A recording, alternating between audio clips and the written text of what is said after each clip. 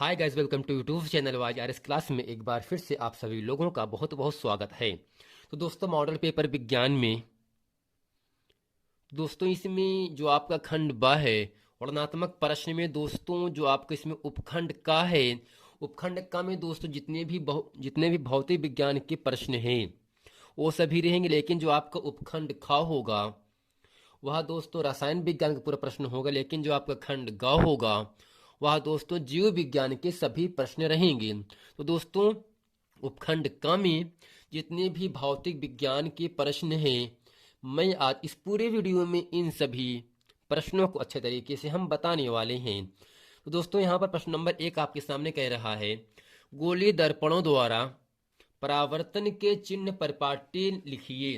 अर्थात दोस्तों हम ये समझ लेते हैं किसे कहते हैं गोलीय दर्पण।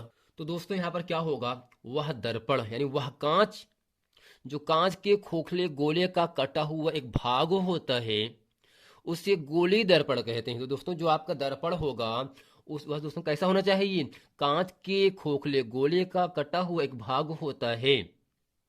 इसके एक तल पर पारे की पालिश तथा लाल ऑक्साइड का पेंट लगा होता है। दोस्तों यानी दोस्तों जो आपका गोलीय दर्पण होता है इसके एक तल पर पारे की पॉलिश तथा जो दूसरा आपका तल होता है उसमें दोस्तों लाल ऑक्साइड का पेंट लगा होता है। और जो आपका दोस्तों दूसरा तल होता है जिससे प्रकाश परावर्तन होता है।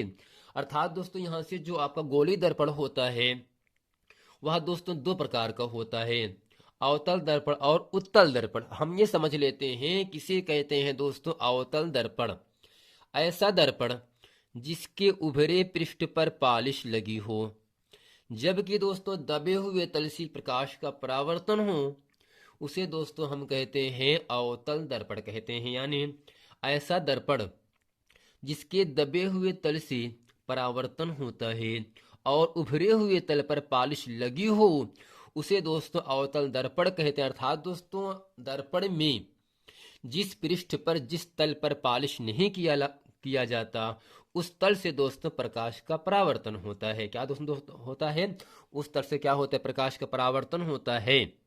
अर्थात जिस तल पर पॉलिश लगी होती है उस तल से प्रकाश का परावर्तन नहीं होता है। अर्थात जब वो आपका खुरदुरा ही रहेगा, लाल ऑक्साइड का पेंट लगा रहेगा, तब वहां से प्रकाश का परावर्तन नहीं होता है। अर्थात जिस तल पर पॉलिश नहीं लगा होता है उस तल से प्रकाश का परावर्तन होता है। और दोस्तों ठीक इसी का उल्टा क्या होता है, आपका उत्तल दर्पण होता है। यानी ऐसा दर्पण जिसके दबे तल पर पॉलिश लगी हो तथा उभरे पृष्ठ से प्रकाश का अपवर्तन होता है उसे दोस्तों कहते क्या है, उत्तल दर्पण। यानी ऐसा दर्पण जिसके उभरे हुए तल से परावर्तन होता है और दबे हुए तल पर पॉलिश लगी हो उसे उत्तल दर्पण कहते हैं। तो दोस्तों यहाँ पर प्रश्न है, गोलीय दर्पणों द्वारा परावर्तन के नियम चिन्ह परिपाटी लिखे। अर्थात दोस्तों जो आपका गोलीय दर्पण होता है इसमें कौन सी दूरी कहाँ से नापते हैं, वस्तु की दूरी कहाँ निगेटिव होता है कहाँ पॉजिटिव होता है, ये सब आपको अच्छे तरीके से समझना है। आगे दोस्तों चलते प्रश्न नंबर 1 के जितने भी प्रश्न हैं इन सभी प्रश्नों को अच्छे तरीके से हम हल करते हैं। तो दोस्तों यहाँ हेडिंग करते हैं, दूरियां नापने की दर्पण से संबंधित चिन्ह परिपाटी। और दोस्तों प्रश्न क्या था, गोलीय दर्पणों द्वारा परावर्तन के लिए चिन्ह परिपाटी लिखिए। तो दोस्तों यहाँ से नंबर 1 आपके सामने है, समस्त दूरियां दर्पण के धुरु से मापी जाते हैं। तो दोस्तों दर्पण चाहे उत्तल हो या अवतल हो या गोलीय दर्पण हो, जितनी भी दूरियां नापते हैं सब दोस्तों दूरियां हम दर्पण के धुरु अर्थात पी से नापते हैं। दोस्तों दूसरा यहां से है, ध्रुव के दाईं ओर मुख्य अक्ष पर मापी गई सभी दूरियां धनात्मक होती हैं। तीसरा यहां से है, ध्रुव के बाईं ओर मुख्य अक्ष पर मापी गई समस्त दूरियां ऋणात्मक होती हैं। अर्थात दोस्तों जितनी भी दूरियां हम नापते हैं दर्पण में वो सभी दूरियां हम दर्पण के ध्रुव से नापते हैं। और दोस्तों दर्पण के ध्रुव के दाईं ओर मुख्य अक्ष पर जितनी भी दूरी नापेंगे दोस्तों सब दूरी धनात्मक होता है। और दोस्तों दर्पण के बाईं ओर मुख्य अक्ष पर जितनी भी दूरी नापते हैं दोस्तों वो सब दूरी क्या होता है, आपका माइनस में होता है। अब तो आपके यहाँ पर जो चौथा पॉइंट है, दर्पण के मुख्य अक्ष के लंबवत अर्थात ऊपर की दिशा में, दर्पण के मुख्य अक्ष के लंबवत ऊपर की ओर मापी गई दूरियां धनात्मक होती हैं। पांचवा है, दर्पण के मुख्य अक्ष के लंबवत नीचे की ओर नापी गई दूरियां ऋणात्मक होती हैं। अर्थात दोस्तों जितनी भी दूरियां नापते हैं सब दर्पण के ध्रुव से नापते हैं, और दर्पण के ध्रुव के दाईं ओर मुख्य अक्ष पर जितनी भी दूरी नापेंगे सब धन में रहेगा, और दर्पण के ध्रुव के मुख्य अक्ष के बाईं ओर जितनी भी दूरी नापते हैं सब माइनस में होता है। और दर्पण के मुख्य अक्ष के लंबवत अर्थात ऊपर की दिशा में जितनी भी दूरियां नापते हैं दोस्तों, वो सब दूरी दोस्तों क्या रहता है आपका, धनात्मक होती है। लेकिन दर्पण के मुख्य अक्ष के लंबवत नीचे की ओर जितनी भी दूरी नापेंगी वह दोस्तों जितनी भी दूरी होता है सब आपका माइनस में होता है। और दोस्तों आपको ये भी याद करना है, उत्तल दर्पण की फोकस दूरी धनात्मक होती है, क्योंकि दोस्तों उत्तल दर्पण में जितना इमेज बनता है, प्रतिबिंब बनता है, वह दर्पण की दाईं ओर बनता है। इसलिए दोस्तों उत्तल दर्पण की जो फोकस दूरी होता है वह धनात्मक होता है, और दोस्तों अवतल दर्पण की फोकस दूरी ऋणात्मक होती है। अब दोस्तों अगला पॉइंट यहाँ आपके सामने आता है। अगला पॉइंट दोस्तों यहाँ पर है, अवतल दर्पण तथा उत्तल दर्पण दोनों के लिए वस्तु की दूरी यानी u सदा ऋणात्मक होती। तो दोस्तों चाहे दर्पण उत्तल हो या अवतल हो, अवतल तथा उत्तल दोनों दर्पणों के लिए दोस्तों जो आपकी वस्तु की दूरी u का मान होता है वह दोस्तों हमेशा माइनस में रखा जाता है। लेकिन दोस्तों प्रतिबिंब यदि दर्पण के सामने बनता है, अगर दोस्तों प्रतिबिंब इमेज परछाई दर्पण के अगर सामने बन रहा है तो दोस्तों उसकी दूरी ऋणात्मक होती है। यदि दर्पण के पीछे बनता है तो उसकी दूरी धनात्मक होती है। अर्थात दोस्तों जब प्रतिबिंब दर्पण के सामने बनेगा तब दोस्तों उसकी जो दूरी होगी वह दोस्तों आपका माइनस में होता है। लेकिन अगर दोस्तों प्रतिबिंब दर्पण के पीछे बनेगा तो दोस्तों उसकी जो दूरी होता है वह दोस्तों क्या होगा, आपका धनात्मक होता है। और दोस्तों हम नोट में ये समझ लेते हैं, सूत्र के प्रयोग से समय यानी सूत्र के प्रयोग करते समय अज्ञात राशि का चिन्ह पहले से नहीं लगाते हैं। गणना से उसका जो चिन्ह प्राप्त होता है उससे प्रतिबिंब वस्तु या फोकस की स्थिति ज्ञात करते हैं। तो दोस्तों आपको क्या समझना यहाँ से है, जितनी भी दोस्तों दूरियां नापते हैं वह सभी दूरियां दर्पण के ध्रुव से नापा जाता है, और दर्पण के ध्रुव के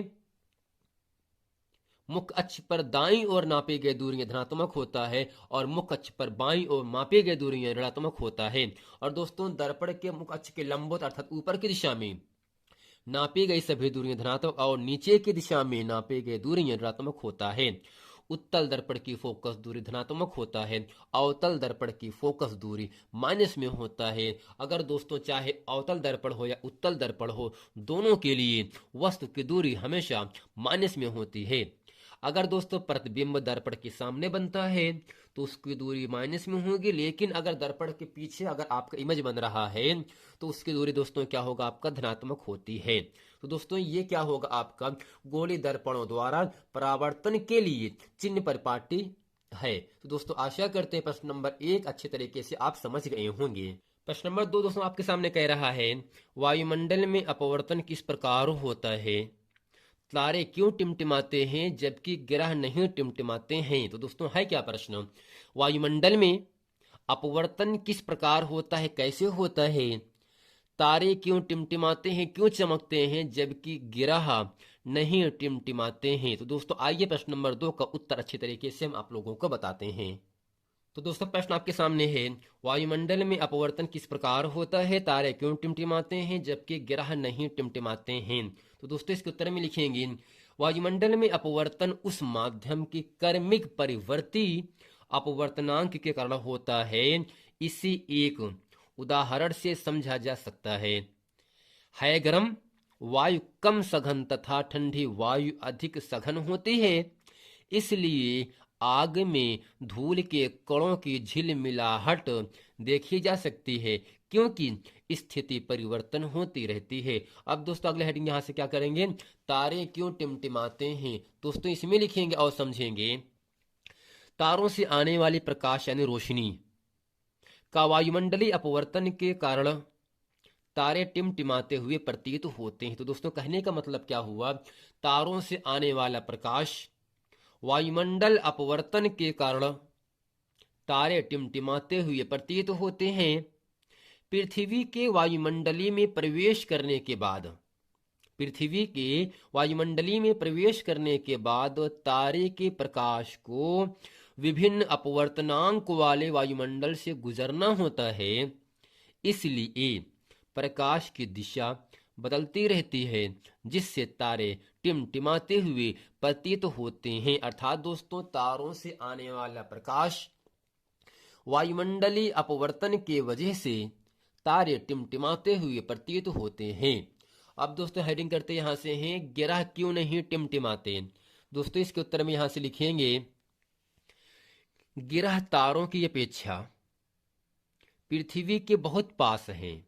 ग्रह तारों की अपेक्षा पृथ्वी के बहुत पास हैं, जिसके कारण उन्हें प्रकाश के विस्तृत का मतलब फैलाव स्रोत की भांति माना जा सकता है। यदि हम ग्रह को बिंदु साइज के अनेक प्रकाश स्रोतों का संग्रह मान ले तो सभी बिंदु साइज के प्रकाश स्रोत से हमारे नेत्रों में, आंखों में प्रकाश प्रवेश करने वाले प्रकाश की मात्रा में कुल परिवर्तन का औसत मान शून्य हो जाएगा। चूंकि ग्रहों से आने वाली प्रकाश की मात्रा में कुल परिवर्तन का औसत मान शून्य हो जाता है, जिससे टिमटिमाने का प्रभाव निष्प्रभावित हो जाता। अर्थात ग्रह नहीं टिमटिमाते और ग्रह टिमटिमाते हुए प्रतीत भी नहीं होते। दोस्तों आशा करते हैं प्रश्न नंबर 2, वायुमंडल में अपवर्तन किस प्रकार होता है, तारे क्यों टिमटिमाते हैं और जबकि ग्रह नहीं टिमटिमाते हैं, इन पूरे प्रश्न का उत्तर अच्छे तरीके से आप लोगों को समझ में आ गया होगा। आइए दोस्तों चलते हैं प्रश्न नंबर 3 पढ़ते हैं। तो दोस्तों प्रश्न नंबर 3 कह रहा है, 2 ओम, 3 ओम तथा 6 ओम के 3 प्रतिरोधकों को किस प्रकार संयोजित करेंगे कि संयोजन का कुल प्रतिरोध पहला है 4 ओम रहे, दूसरा है 1 ओम हो। हम दोस्तों करते क्या है, जो 3 ओम है पहले हमें 4 ओम सिद्ध करना है, फिर सिद्ध करना है 1 ओम। करते क्या है, 3 ओम और 6 ओम के प्रतिरोधों को हम पहले समांतर क्रम में जोड़ देते हैं। दोस्तों जब समांतर क्रम में जोड़ देते हैं तो उसका जो तुल्य प्रतिरोध आएगा उसका और जो आपका 2 ओम का प्रतिरोध है, इन दोनों को हम दोस्तों श्रेणी क्रम में जोड़ देते हैं। तो दोस्तों आइए चलते हैं प्रश्न नंबर 3 का प्रश्नों को अच्छे तरीके से हल करते हैं। तो दोस्तों इसके हल में लिखेंगे, चूंकि 3 ओम और 6 ओम के प्रतिरोधों को समांतर क्रम में जोड़ने पर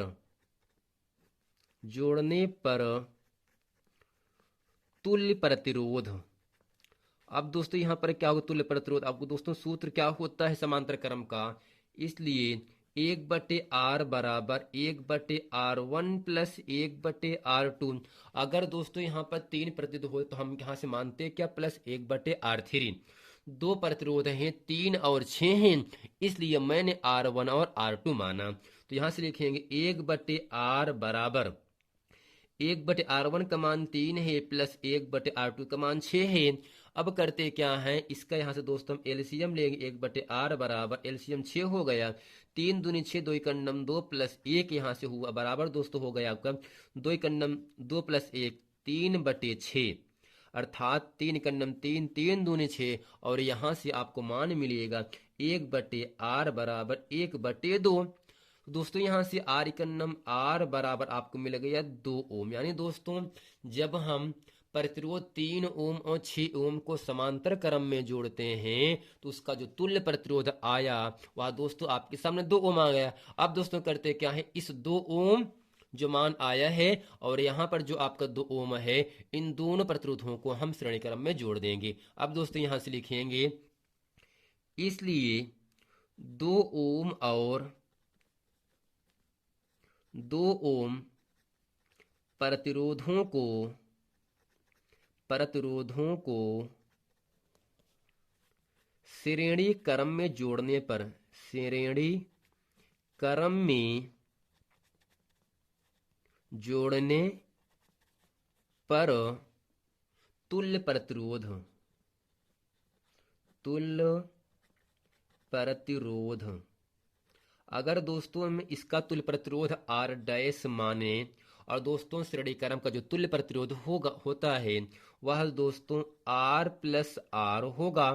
और दोस्तों यहाँ से जो R डैश का मान आया, पहले R का मान कितना दोस्तों 2 ओम है, लेकिन जो R का मान यहाँ से दिया है इस पूरी परिपथ में आपका 2 ओम है, तो यहाँ से लिखेंगे 2 प्लस 2, 2 प्लस 2 बराबर दोस्तों क्या होगा, R डैश बराबर आपका 4 ओम। यही दोस्तों पहले आपको सिद्ध करना है, जो आपका प्रतिरोध है वह 4 ओम सिद्ध करना, और तीनों प्रतिरोधों को हमें किस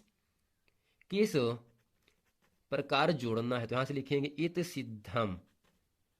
और दोस्तों अगला आपका यहां से आता है, हमें सिद्ध करना है 1 ओम। अब दोस्तों करते क्या है, जो आपके यहां से दूसरा पार्ट है, अब दोस्तों यहां से लिखेंगे क्या 2 ओम, 2 ओम कामा 3 ओम व 6 ओम के प्रतिरोधों को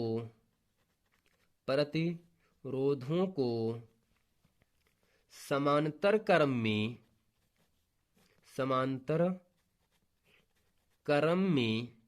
जोड़ने पर, समांतर क्रम में जोड़ने पर। अब दोस्तों यहां पर क्या होगा आपका, जब समांतर क्रम में जोड़ते हैं तो यहां से लिखेंगे जोड़ने पर तुल्य प्रतिरोध, तुल्य प्रतिरोध। अब दोस्तों होगा क्या, यहां से 1/R बराबर 1/R1 प्लस 1/R2, और यहाँ पे होगा प्लस 1/R3, और यहाँ पे होगा 1/R बराबर होगा 1/R1 का मान 2 प्लस 1/3 प्लस 1/6। दोस्तों यहाँ से 2, 3 और 6 का एलसीएम क्या होगा आपका 6 ही रहेगा। 1/R बराबर 6 हो गया, 2 तिहाई 6, 3 कन्नम 3, 3 दूनी 6, 2 कन्नम 2 प्लस यहाँ पे 1 हुआ, 3 2 5 6/6, यानी 1/R बराबर 6/6 कट कर दोस्तों 1 मिला। तो यहाँ से दोस्तों करते क्या है, 1/R बराबर 1/1 और तिरछा गुणा कर देंगे हम यहाँ से, R कन्नम R बराबर 1, अर्थात दोस्तों यहाँ से जो आपको दूसरा सिद्ध करना है वह दोस्तों हमें 1 ओम सिद्ध करना है। और दोस्तों 1 ओम सिद्ध करने के लिए जो आपके 3 प्रतिरोध हैं 2 ओम, 3 ओम, 6 ओम, इसको दोस्तों हमें समांतर क्रम में जोड़ना पड़ेगा। लेकिन दोस्तों जो आपका पहले यहाँ से 4 ओम सिद्ध करना है, इसको सिद्ध करने के लिए दोस्तों करना क्या पड़ता है, 3 ओम और 6 ओम के प्रतिरोधों को दोस्तों हमें समांतर क्रम में जोड़ना पड़ेगा। जब समांतर क्रम में जोड़ देते हैं इसका जो तुल्य प्रतिरोध आएगा उसके साथ हम 2 ओम के प्रतिरोध को हम श्रेणी क्रम में जोड़ देते हैं। अब दोस्तों जब पूरा हल करते हैं तो यहाँ से दोस्तों आपको मिल जाता है 4 ओम। पहला सिद्ध करना है 4 ओम, और दोस्तों दूसरा सिद्ध करना क्या आपको है 1 ओम सिद्ध करना है। तो दोस्तों आशा करते हैं प्रश्न नंबर 3 अच्छे तरीके से आप लोगों को समझ में आ गया होगा। अब दोस्तों चलते हैं प्रश्न नंबर 4 पढ़ते हैं। तो दोस्तों प्रश्न नंबर 4 में यहाँ से है, प्रश्न नंबर 4 का दोस्तों अथवा का प्रश्न है, इस प्रश्न को हम छोड़ देंगे। और यहाँ से जो आपका अथवा का प्रश्न है ये भी दोस्तों 6 नंबर के लिए आपसे पूछा गया है। इसमें क्या कह रहा है, विद्युत मोटर का सिद्धांत तथा कार्य विधि स्पष्ट कीजिए, विद्युत मोटर में विभक्त वलय का क्या महत्व है। आइए दोस्तों प्रश्न नंबर 4 के अथवा का जो प्रश्न है इस पूरे प्रश्न को अच्छे तरीके से हम समझते हैं।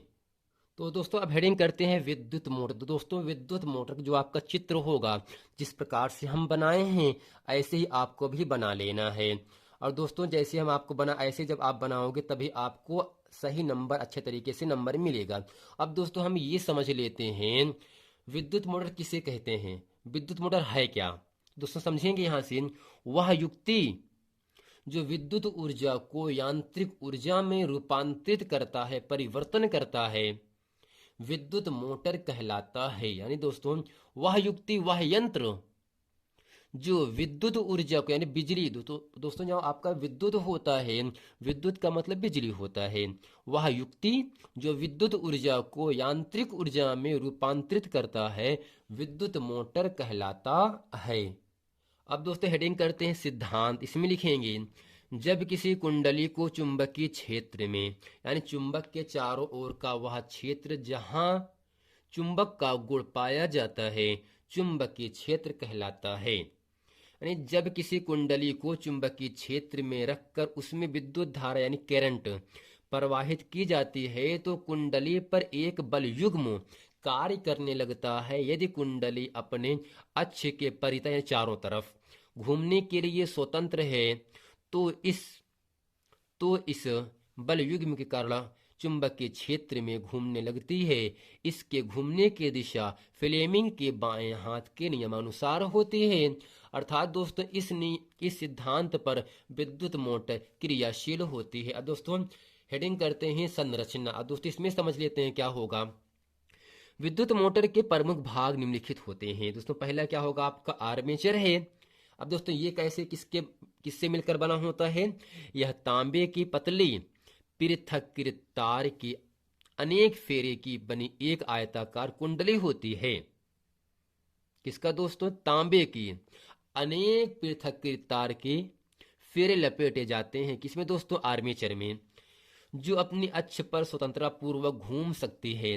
कुंडली नरम लोहे के करोड़ पर लपेटी जाती है। जैसे इसमें दोस्तों चित्र में क्या रहेगा, आपका ABCD रहेगा। अब दोस्तों दूसरा आपका हेडिंग क्या होगा, आपका क्षेत्र चुंबक। इसमें दोस्तों समझेंगे यह एक शक्तिशाली अस्थायी चुंबक होता है जिसके दो ध्रुव खंडों एन और ये दोस्तों एन का मतलब नॉर्थ होता है, एस का मतलब दोस्तों साउथ होता है यानी उत्तर और दक्षिण होता है। बीच में यस यानी साउथ से नॉर्थ की दिशा में चुंबकीय क्षेत्र बी उत्पन्न होता है। कुंडली इसी चुंबकीय क्षेत्र में घूमता। अब दोस्तों हेडिंग करते हैं यहां से हैं विभक्त वलय या दिक् परिवर्तक। अब दोस्तों इसमें समझेंगे यह दो अर्धवृत्ताकार खंडों में विभक्त एक वलय होता है। कुंडली के दोनों सिरे इसके वलय L व M से जुड़े रहते हैं। आर्मेचर के साथ ये वलय भी घूमते हैं। अब हेडिंग करते हैं यहां से ब्रश। विभक्त वलय ग्रेफाइट के बने दो ब्रशों P व Q से स्पर्श किए रहते हैं, छुए रहते हैं। इन्हें ग्रेफाइट के गुटकों को ब्रश कहते हैं। अब दोस्तों हेडिंग करते हैं यहां से है कार्यविधि।